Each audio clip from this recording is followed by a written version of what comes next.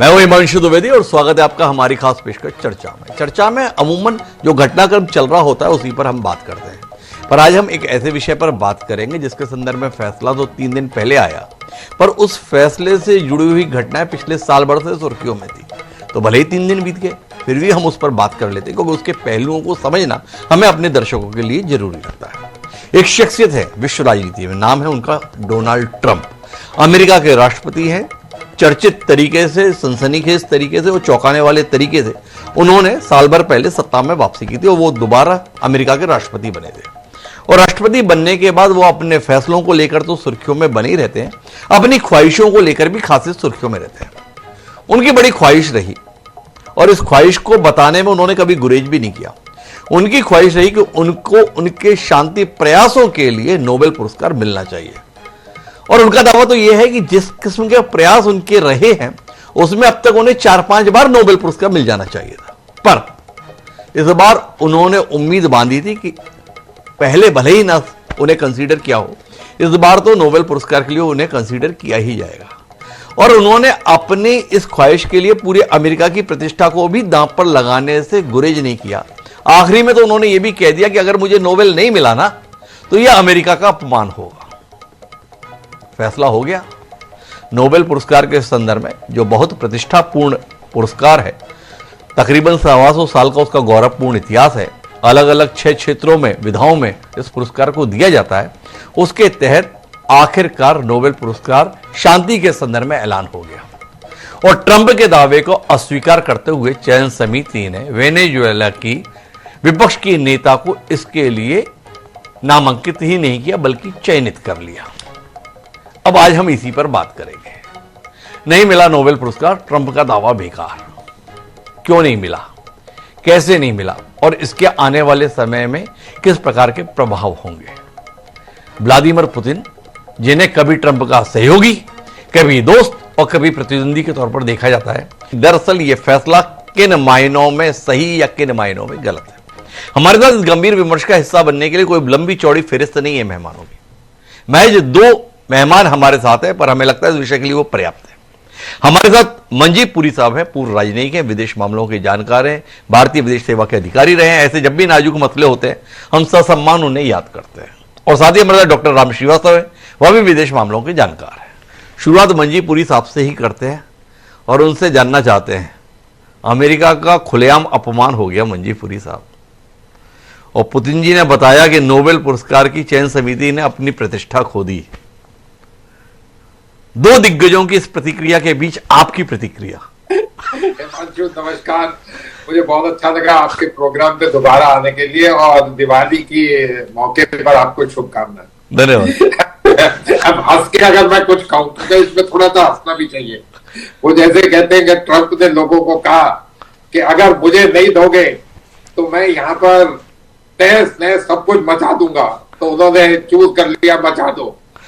तो ये व्हाट्सएप में लोग ऐसी चीजें बोल रहे हैं। देखिए, on a serious note Himanshu, Trump को अनलाइकली इस बार वो देते, लेकिन अभी हमें मानना नहीं चाहिए कि अगले साल शायद वो ना कंसिडर करें वगैरह, उस बात को हम छोड़ देते हैं इस समय। देखिए, इस बार उनको देना इसलिए भी मुश्किल होता क्योंकि यूरोपियन समुदाय में बहुत सारे लोग ये सवाल कर रहे हैं कि ठीक है, आपने गाजा में अभी ये थोड़ा सा सीज फायर वगैरह लाए, लेकिन आपने अभी रशिया के साथ समुदाय नहीं किया।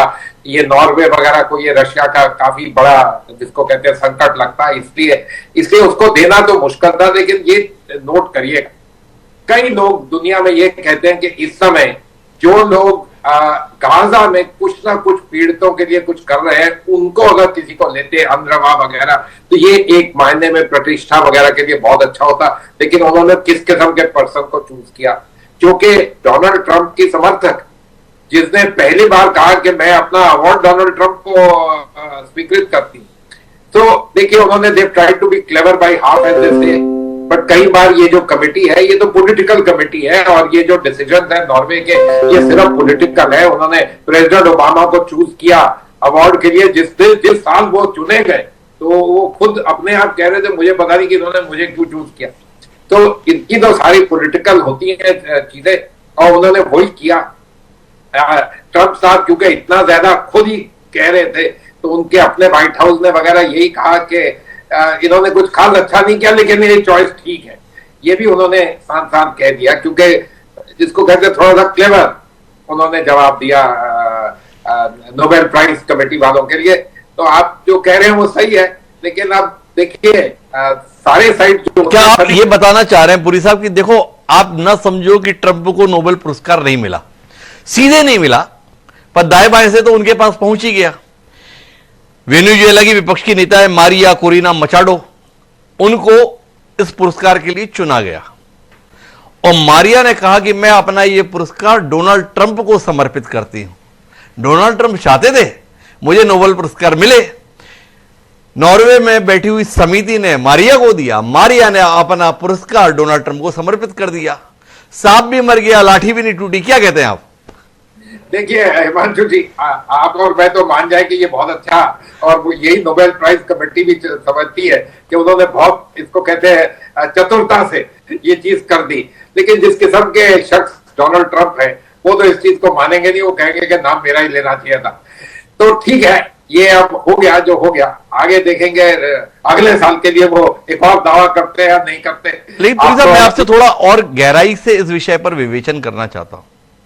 नोबेल पुरस्कारों की अपनी एक अहमियत है अंतर्राष्ट्रीय पटल पर, चाहे वो अन्वेषण के क्षेत्र में, खोज के संदर्भ में, चाहे वो भौतिकी के संदर्भ में हो, चाहे वो रसायन शास्त्र के संदर्भ में हो, चिकित्सा विज्ञान के संदर्भ में हो, वैसे ही शांति के संदर्भ में भी। पर क्या आप मानते हैं कि जो शांति संबंधी कोशिशों को लेकर दिया जाने वाला पुरस्कार है, उसे राजनीतिक तौर पर ही देखा जाना चाहिए? राजनीतिज्ञ ही एक बड़े कैनवास पर काम करने के लिए समर्थ होते हैं, इसलिए उनका ही चयन होना चाहिए। थोड़ा इस पर आपकी दृष्टि क्या है? नोबेल के पुरस्कार की, शांति पुरस्कारों का इतिहास, किस प्रकार का चयन है? हिमांशु जी, आपने मेरे से कहा जी। अच्छा हिमांशु जी, देखिए ऐसा है, ये मिक्स्ड बैग है। कई सालों में उन्होंने ऐसे लोगों को दिया, ऐसी इंस्टीट्यूशंस को दिया जो दुनिया में विश्व शांति, अच्छे कामों के लिए रहते हैं। हम लोग जानते हैं कि inter governmental panel on climate change, उसको पुरस्कार दिया उस समय आर के पचौरी भारत से उसके नेतृत्व कर रहे थे। पास्ट में कई सारे बड़े संस्थाओं को दिया, अच्छे अच्छे लोगों को उन्होंने दिया, लेकिन साथ साथ वहां पॉलिटिक्स भी चलती है, इसमें कोई शक की बात नहीं। आपको एक मैं छोटा सा याद देता हूं, उन्होंने कैलाश सत्यार्थी जी को दिया एक अवार्ड, साथ सिमिलर समय मलाला यूसुफजई को दिया। अब ये उसको पहले देना चाहते थे या सत्यार्थी जी को, ये मुझे नहीं पता, लेकिन बैलेंसिंग एक्ट भी उन्होंने किया।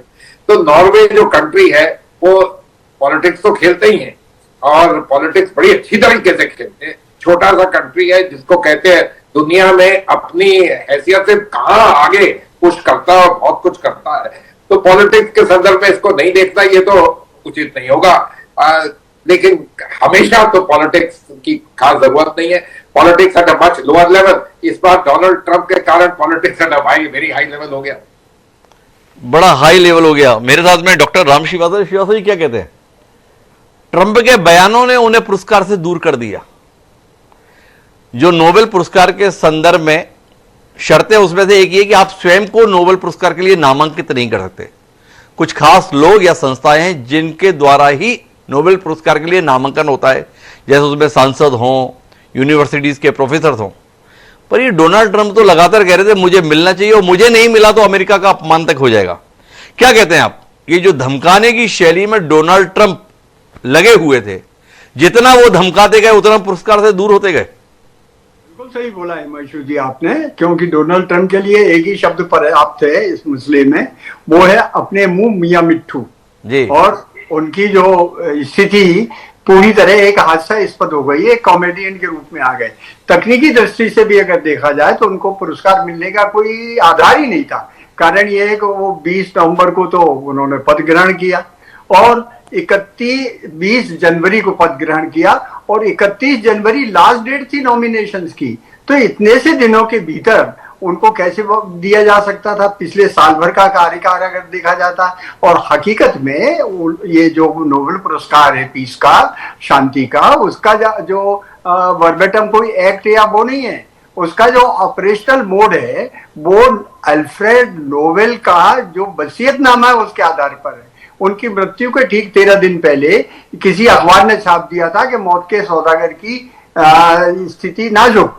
कारण ये था कि इन्होंने अल्फ्रेड नोबेल को डायनामाइट की खोज करने के ऊपर इनको था पुरस्कार मिल, ये इतना पैसा इकट्ठा हुआ था, पेटेंट था वो, और वो करीब 400 मिलियन जो क्रोनर्स थे, इतना उनके पास धन संपत्ति थी। उन्होंने उसको उस पर्टिकुलर लाइन को पढ़ने के बाद बड़े दुखित हुए कि मेरे मरने के बाद मुझे मौत का सौदागर कोई ना कहे, इसलिए शांति पुरस्कार की स्थापना की। और वो भी की तो उसमें 2 कंडीशन डाली थी।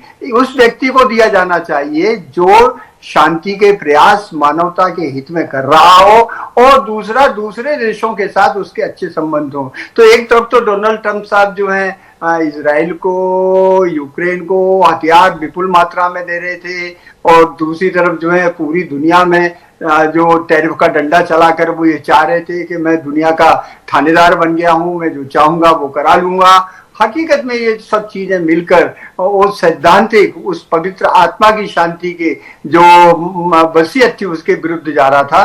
ये चीज समझ में आई, क्योंकि नोबेल पुरस्कार शांति का एकमात्र नॉर्वे में दिया जाता है, बाकी स्वीडन में जाते हैं। तो उसकी जो नियम प्रक्रिया है उसके हिसाब से वो 2025 के लिए, इस वर्ष के लिए किसी भी कीमत में एलिजिबल नहीं थे। ये कहना है डॉक्टर राम श्रीवास्तव जी का। लेकिन मैं समझ नहीं चाहता मणिपुरी साहब, भारत कितना बड़ा अवरोध पैदा किया डोनाल्ड ट्रंप की महत्वाकांक्षा को पूरा करने में। डोनाल्ड ट्रंप क्लेम करते हैं 7 युद्ध मैंने रुकवाए और ये 8वां गाजा वाला भी मैंने निपटाई दिया है। तो भारत ऐसा एक देश रहा जिसने कहा देखो भाई बाकी सब में जो तुमने किया होगा, पर पाकिस्तान के साथ जो कुछ भी किया वो हमने आपस में किया। क्या कहते हैं आप, भारत कितनी बड़ी बाधा रही नोबेल पुरस्कार और डोनाल्ड ट्रंप के बीच? हिमांशु जी, श्रीवास्तव साहब ने अभी प्रक्रिया आपको समझाई। मैं श्रीवास्तव साहब डोंट माइंड, मैं आपको बताऊं, बाराक ओबामा 20 जनवरी 2009 में प्रेसिडेंट बने और 7 अक्टूबर 2009 को उनको Nobel prize for peace award कर दिया गया। तो ये कोई चीज है नहीं, वहां पर सिर्फ रूल ये है कि 50 साल के बाद वो बताएंगे नॉमिनीज की लिस्ट में कौन था। ये खुफिया सा गुप्त किस्म का चीज है। मैं मानता हूं कि main reason for not succeeding with Donald Trump और भी बहुत सारे कारण हैं। उनकी यूरोपियंस के साथ जो लड़ाई झगड़ाई समझिए टैरिफ पे, लेकिन इन अ सेंस जो टोटल सहमति नहीं है यूक्रेन पे, वो बहुत इंपॉर्टेंट। हम लोग सब चाहते हैं कि गाजा को देखा जाए। वो let's be very clear about this, जो व्हाइट और कॉकेशियन वर्ल्ड है वहां पर उधर कुछ और ही जरा सोच है in very fundamental sets of thing. अब भारत की हिमांशु जी तो सच बात की जाए, we have no role at all, no role at all. अगर हम चिट्ठी लिख भी देते उससे भी कोई फर्क नहीं पड़ता, जैसे पाकिस्तानियों ने लिखा कोई फर्क नहीं पड़ता।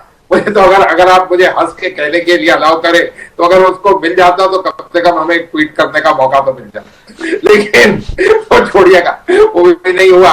ये अपने लेवल की उनकी खेत चल रही है।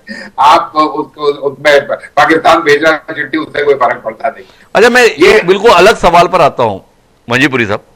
शांति प्रयासों के लिए ये नोबेल पुरस्कार दिया जाता है। व्लादिमीर पुतिन ने कहा कि मेरे विचार से ऐसे निर्णय लेकर उन्होंने पुरस्कार की विश्वसनीयता को काफी कमजोर कर दिया है। मतलब डोनाल्ड ट्रंप को आपने नहीं दिया, इससे इस पुरस्कार की विश्वसनीयता काफी कमजोर हो गई। पर हम जब नोबेल विजेताओं की सूची देखते हैं शांति संबंधी प्रयासों में, तो उसमें मोहनदास करमचंद गांधी, जिनका नाम महात्मा गांधी भी लोग पुकारते हैं, वो नाम भी दिखाई नहीं देता।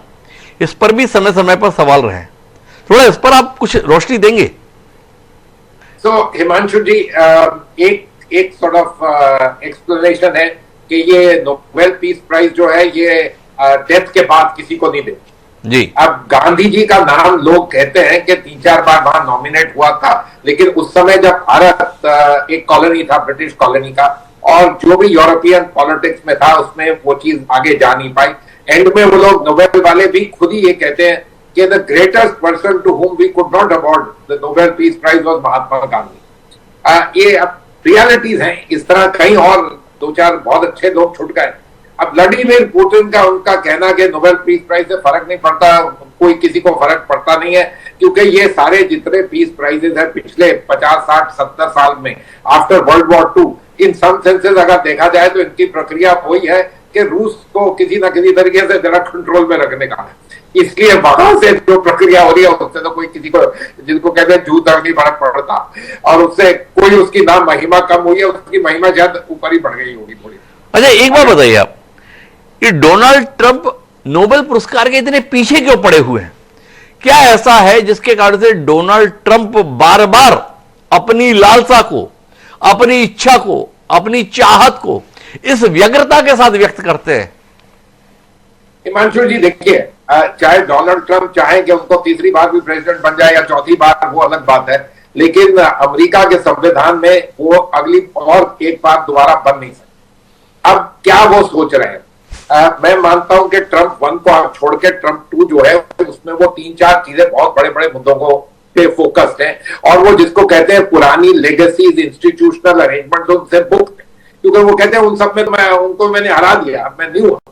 एक चीज अपने पर्सनल स्वार्थ के लिए, अपने फैमिली के लिए, अपने लिए जितना मर्जी स्वार्थ, जो चीजें हम लोग कल्पना भी नहीं कर सकते वो चीजें हो रही हैं। जहाज ले लिया अपने लिए वगैरह वगैरह, कोई बातें ही ना छोड़िएगा, बिटकॉइन में धंधा कर रहे हैं ये वो वगैरह।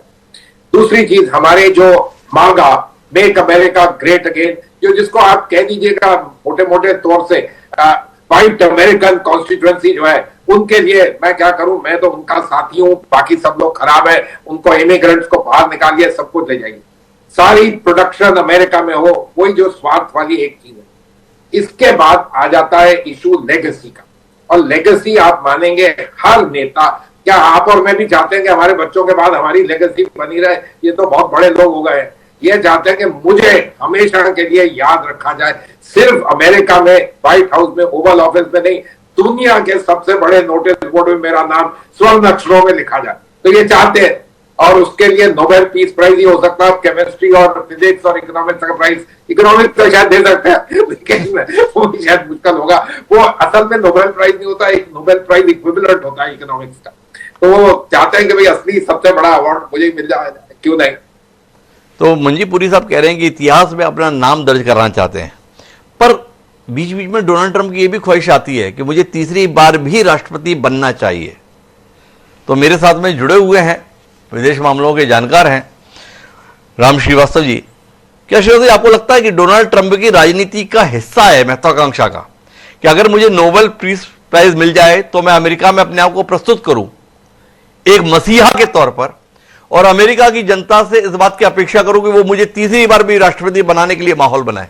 क्या तीसरी टर्म के लिए भी नोबेल पुरस्कार एक सीढ़ी के तौर पर देख रहे हैं डोनाल्ड ट्रंप? मेरा ख्याल तो यह है कि उनको रात को जो सपने आते हैं, दूसरे दिन सुबह जाकर वो ओवल ऑफिस में बैठकर अपना एग्जीक्यूटिव ऑर्डर साइन करते हैं। अन्यथा इतने सारे जो एग्जीक्यूटिव ऑर्डर्स हैं, आज तक कभी किसी ने पिछले 9-10 प्रेसिडेंट का रिकॉर्ड देखेंगे तो कभी नहीं किए। वो एक विश्व रिकॉर्ड तैयार कर रहे हैं ये एग्जीक्यूटिव ऑर्डर्स पास करने का। वो पास भी करते हैं, कभी कम भी कर देते हैं। अभी जैसे उन्होंने चाइना के ऊपर दोष मार दी कि रेयर अर्थ एलिमेंट का अगर आपने जो है व्यापार किया तो क्या होगा, 130% जो है उस पर टैरिफ लगा देंगे। लगा दो भाई, नुकसान किसका होगा? तुम्हारा ही होगा। उन्होंने कंडीशन ये लगा दी है, या चाइना ने भी कह दिया कि हमारे यहाँ से जो भी रेयर अर्थ खरीदेगा वो कौन होगा, उसको यहाँ रजिस्टर्ड करना पड़ेगा। वो किसी दूसरे देश को अगर दे रहा है तो उसको हमको इन्फॉर्म करना पड़ेगा, हम मॉनिटर करेंगे। इससे तिलमिलाकर उन्होंने ये सब कुछ कर दिया, क्योंकि उनको कुछ ऐसा लगता है कि शांति का पुरस्कार तो मैं नहीं समझता कभी उनको जिंदगी में मिल सकेगा। हाँ, अगर कोई अशांति का पुरस्कार अलबत्ता हो कहीं तो उसके लिए वो वास्तव में जिम्मेदार है, उनको मिल जाना चाहिए और तुरंत दे देना चाहिए। तो राम श्रीवास्तव जी तो धारा ही बदल दी चर्चा की, बोले शांति के संदर्भ में तो डोनाल्ड ट्रंप पात्र नहीं दिखते, पर अशांति के संदर्भ में अगर कोई पुरस्कार हो सकता है तो उसके लिए वो सर्वश्रेष्ठ प्रत्याशी हो सकते हैं। पपुरी साहब, दलील तो यही छन छन कर आ रही है। वो क्या है ना कि वो 20 तारीख को अपना कार्यभार संभाले, 20 जनवरी को, और नामांकन जो है वो 31 जनवरी तक था, इसलिए कंसीडर नहीं हो पाया। इज्जत तो ये कह के ही बचाई जा रही है। अब आप जैसी दलील देने वाले लोग तो कमी है ना, कि बराक ओबामा को तो मिल गया था भाई। पर आपसे जानना चाहता हूं कि ये नोबेल पुरस्कार की चाह, उसकी दावेदारी की कहानी समाप्त हो गई। या इस दलील के साथ अब एक नई दावेदारी आएगी कि भाई 2025 में नहीं दिया, पर 2026 में आपको मुझे कंसीडर करना है, 25 में इतना काम मैंने कर दिया है। क्या कहते हैं आप? नोबेल पुरस्कार की चाह इस निर्णय के साथ खत्म या एक नई कहानी की तैयारी है दुनिया में? हिमांशु जी, ये बिल्कुल नहीं कहा जा सकता कि ये कहानी खत्म, क्योंकि उनकी आकांक्षा रहेगी, चाहे वो लेगेसी की तरफ, चाहे वो सीढ़ी की तरफ, जैसी मर्जी, और वो चाहेंगे, और वो चाहे ना उनके जो उनके पीछे लगे हुए हैं, जो उनको सपोर्ट करते हैं वगैरह, वो सब शुरू करेंगे। अच्छा तो ये नहीं हो सका अगले साल, अब जब तक गाजा बिल्कुल ठीक हो जाएगा तब तक हम रशिया भी कर देंगे, यूक्रेन भी कर देंगे, ये सब शुरू हो जाएगा। देखिए, वो मेरा मानना है कि वो इस टर्म में चाहते हैं कि दुनिया में और अमेरिका में उनकी जो प्रोफाइल है, उनकी जो रिकग्निशन है, वो ऐसी हो। अब मैं ये तो नहीं कह सकता कि भगवान के महाराज, लेकिन उस तरह की एक ऐसे consequential wonderful American president and global leader, वो ऐसे आए हैं। बाकी सब अब तक सब बिल्कुल ऐसे ही निकम्मे थे। अब एक असली आदमी आया है और लोग उसकी छवि हो। अब नोबेल प्राइज नहीं, कोई और प्राइज अगर कोई दे सकता तो यूएन प्राइज दे दे, या पता नहीं कौन क्या क्या कर दे। वो सब वो चाहेंगे कि ये बस दुनिया हर रोज उठे और मुझे रिकॉग्नाइज करे। मुझे बहुत अच्छा लगा जो श्रीवास्तव साहब ने कहा, रात को सूखना आता है, उधर ऐसे ही सूखनों का आप क्या कर सकते हैं। लेकिन आप ये मानेंगे कि दिवाली की ईव पे आप प्रोग्राम कर रहे हैं, इसमें अच्छी बात है, हम लोग सब हंस रहे हैं। ये तो कम से कम उन्होंने हमारे को एक मौका दे दिया। अच्छा, एक बात बताइए, जो संजीदगी भरी बात है, इसी पर हम इस बातचीत को समाप्त भी करेंगे कि डोनाल्ड ट्रंप को अगर शांति के संदर्भ में नोबेल पुरस्कार इस वर्ष नहीं मिला तो बेचैनी और आपत्ति व्लादिमीर पुतिन ने जाहिर की है, जबकि पिछले कुछ समय से महसूस ये करते थे कि जेलेंस्की और डोनाल्ड ट्रंप के बीच में रिश्ते बेहतर हुए हैं। इस पर आपकी टिप्पणी चाहिए। ये क्या कहानी है? ये क्या कुछ और ही कहानी है? दिख किसी के साथ रहे हैं, हो किसी के साथ रहे हैं? थोड़ा इस पर आपकी टिप्पणी और हो जाए मंजीपुरी साहब। हिमांशु जी, देखिए, मैं मानता हूं कि डोनाल्ड ट्रंप जो है वो मानते हैं कि वो एक किस्म के दुनिया के बड़े राजे, और जो और 2-3 इंपॉर्टेंट एक किस्म के राजे ही समझिएगा, एक है चीन, एक है रशिया। वो यूरोप को एक वीक किस्म का पावर समझते हैं और उनको ट्रीट भी उसी तरीके से करते हैं। लेकिन आप ये देखिएगा, पिछले 8 महीनों में किसी ना किसी तरीके से यूरोपियन ने भी उनको इस जेलेंस्की और यूक्रेन के मामले में थोड़ा सा बांध ही लिया है इन अ सेंस। उन्होंने पुतिन के साथ डायरेक्टली बात करने की गई, लेकिन रशिया भी पुराना घाट है इस गेम में। इतना आसान थोड़ी है कि ये रियल एस्टेट डील है न्यूयॉर्क में, आप जो मर्जी हो किसी को, ऐसा नहीं है। उन्होंने भी उनको बांधा हुआ, वो लोग अपना एक्सट्रैक्ट कर रहे हैं। देखते हैं क्या होता। देखिए, गाजा में उन्होंने पूरी अपनी कोशिश की। लोग कहते हैं कि नोबेल प्राइज, उसकी डेट, उसके कारण काफी एफर्ट ज्यादा हुआ। आई थिंक मानने वाली बात है, ये सब हो सकता है। मुझे सबसे ज्यादा जिसको कहते हैं वरी की बात ये है कि ये नोबेल प्राइज वगैरह जो सारी दुनिया में इतना फैल गया, उन्होंने खुद भी फैलाया, उसके नाम मिलने से वो ज्यादा जिसको कहते हैं अग्रेसिव दुनिया की तरफ, चाइना का एक मसला श्रीवास्तव साहब ने बोला, दुनिया की तरफ, हम सब लोगों की तरफ, यूरोपियन की तरफ ज्यादा अग्रेसिव स्टाइल से ना देखें और इसको ये ना लें कि अच्छा आप लोगों ने मेरे साथ नहीं ठीक किया, आप देखो मैं आपको क्या करता हूं। क्योंकि अमेरिका जो कंट्री है, जो इकोनॉमी है, हमें अभी तो मानना चाहिए कि वो बहुत ही शक्तिशाली इकोनॉमी है। और ये सिर्फ यही नहीं है कि नेतन्याहू के उन्होंने गन लगाई तो नेतन्याहू को मानना पड़ा, लेकिन economically it's a very very strong force and power. और अगर ठीक ही थोड़े से ह्यूमर में रहें तो अच्छा रहेगा लोगों के लिए, क्योंकि नहीं तो नतीजा तो लोगों को ही भुगतना पड़ेगा। मंजीपुरी साहब बड़ी महत्वपूर्ण बात कह रहे हैं कि देखो, इस बार भले ही डोनाल्ड ट्रंप को नोबेल पुरस्कार नहीं मिला, पर बेहतर होगा कि भविष्य के संदर्भ में उन्हें संभावनाएं महसूस हो। अगर भविष्य में मिलने की संभावना की आस बनी रहेगी तो उनकी हरकतों में थोड़ा नियंत्रण बना रहेगा। अन्यथा मंजीपुरी साहब अनुभव के आधार पर चेता रहे कि अगर उन्हें लग गया कि ये तो मेरे को नहीं मिलने वाला, तो जिनके कारण नहीं मिलने वाला है वो ऐसा मानते हैं, उनके खिलाफ उनकी नीति बहुत आक्रामक हो सकती है। और उनकी आक्रामक नीति की कीमत दुनिया को चुकानी पड़ सकती है, क्योंकि अमेरिका एक ताकत है, इस सच्चाई से तो इनकार नहीं किया सकता। लेकिन कुल मिलाकर जानने की बात यह है कि अगर आप में दम है तो क्या आपकी दहशत में आपकी बात मान लें, या जिसके लायक आप हैं उसी स्तर तक आपको स्वीकार करें। दुनिया में अतीत इस बात का साक्षी रहा है, जिसने भी ताकत के आगे सर झुकाया है भविष्य में उसे कभी सराहा नहीं गया है। देखें दुनिया ट्रंप की सनक के साथ किस तरीके का व्यवहार करती है और इस सनक को किस तरीके से काबू में रखती है। आप दोनों मेहमानों का बहुत बहुत धन्यवाद हमारे साथ इस चर्चा का हिस्सा बनने के लिए। आज की इस कार्यक्रम में इतना ही, दीजिए मुझे इजाजत, सरपड़ा।